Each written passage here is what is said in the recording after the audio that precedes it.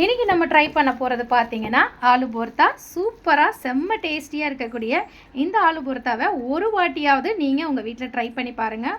ரொம்ப ரொம்ப அருமையான டேஸ்ட்டில் இருக்கும். சின்னவங்கலேருந்து பெரியவங்க வரைக்கும் ரொம்பவே விரும்பி சாப்பிடக்கூடிய இந்த ஆலு போர்த்தா எப்படி செய்யலான்னு பார்க்கலாம் வாங்க.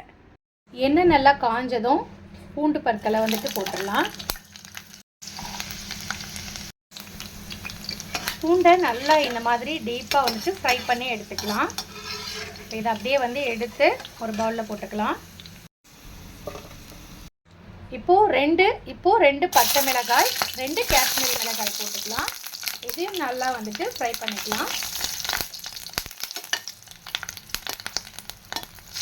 நல்லா எண்ணெயிலேயே பொரிஞ்சு வரணும். மீடியம் ஃப்ளேமில் வச்சே இதை பொரிச்சு எடுத்துக்கோங்க.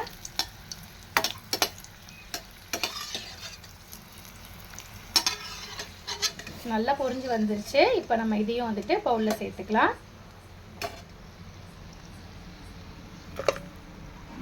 இப்போ கருவேப்பிலை கொஞ்சம் அப்படியே பொரிச்சு எடுத்துக்கலாம்.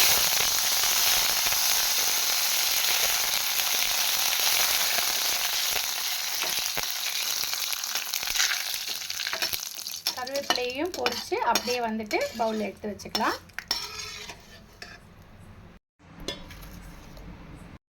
இப்போ பொடிசா நறுக்குன இந்த வெங்காயத்தையும் இதுலயே பொரிச்சு எடுத்துக்கலாம்.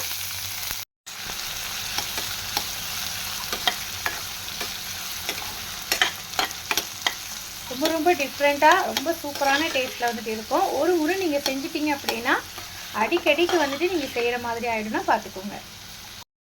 வெங்காயம் நல்லா இந்த மாதிரி பொன்னிறமாக வதங்கிக்கணும். இப்போ இந்த வெங்காயத்தையும் நம்ம அந்த பவுலில் சேர்த்துடலாம்.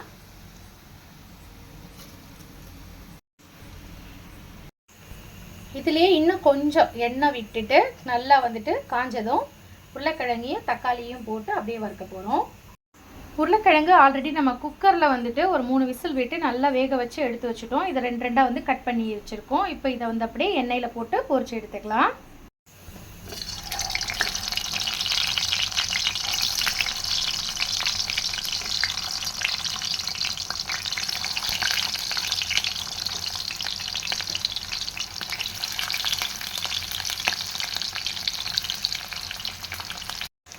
உருளைக்கிழங்கு ஆல்ரெடி நம்ம வேக வச்சு வச்சுருந்ததால் ரொம்பவே குயிக்காக பொரிஞ்சு வந்துடும். இந்த எண்ணெயிலே நம்ம பொரிய வைக்கணும். அது பாருங்கள், சும்மா இப்படி நம்ம போட்டு இப்படி ஒரு இது பண்ணாலே பார்த்திங்கன்னா ஆட்டோமேட்டிக்காக அது கட் ஆகிடும். ரொம்ப ஈஸியாகவே பொரிஞ்சு வந்துடும்.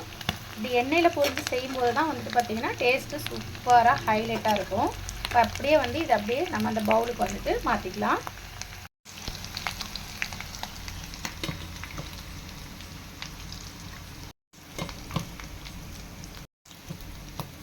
இப்போ அந்த எண்ணெயிலேயே நம்ம இப்படி 2 நறுக்கி வச்சுருக்கக்கூடிய தக்காளி பழங்களே சேர்த்துடலாம்.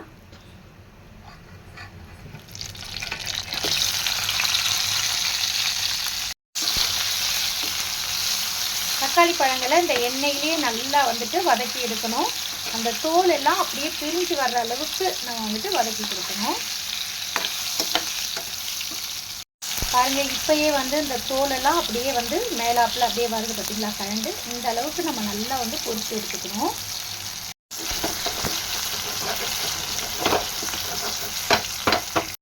அவ்வளவுதான். இப்போ நம்ம இதை ஒரு பிளேட்டுக்கு மாற்றி தோலை உரிச்சிட்டு அதுக்கப்புறம் இந்த பவுலில் சேர்த்துக்கலாம்.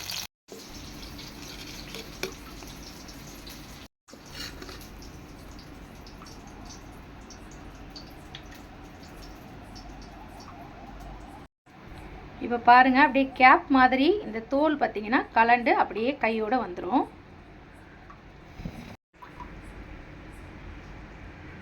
பார்த்திங்களா, இதே போல் எல்லாத்தையும் நம்ம பிரித்து எடுத்துக்கலாம்.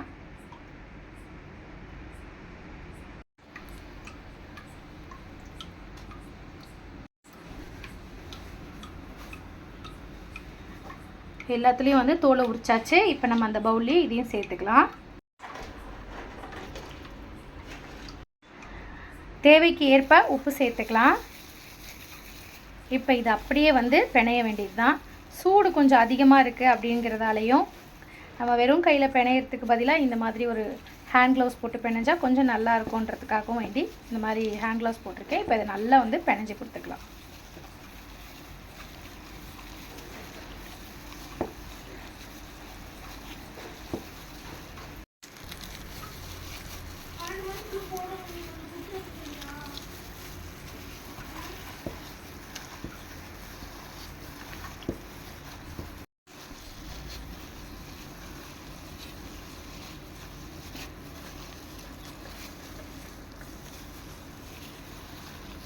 இப்போ சுட சுட இல்லைன்னு வச்சுக்கோங்களேன், வெறும் கையிலேயே கூட வந்து டக்குன்னு பிணைஞ்சிடலாம்.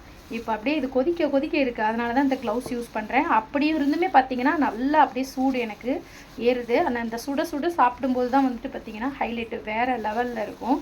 இதில் பார்த்தீங்கன்னா நல்லெண்ணெய் ஊற்றி சாப்பிட்லாம் சூடாக.